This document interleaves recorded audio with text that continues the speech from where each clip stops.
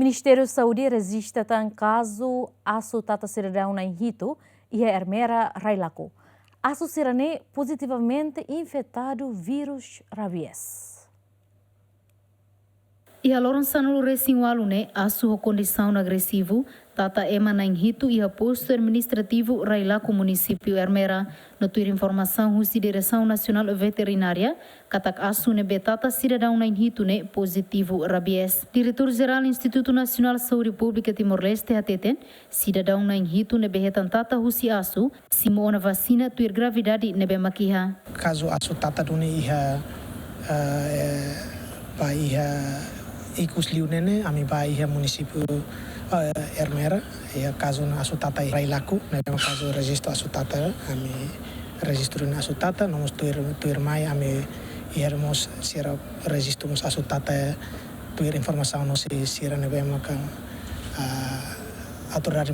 autoridade locais sira menciona kata asutata mos iha gisarudu iha manain tolu maka asutata mai be sira menciona mos mai na to iha ami kata sira nesimo na vacina nomos sira na vai maka iha glenularan duni asu tata serna ing hat nebe sermos mesimo na vacina tamane maka fanu na faten população sira hira asu tata favor a basic amba pa centro saúde nebe basic asu tata ne biasa kategoria 3 balu asa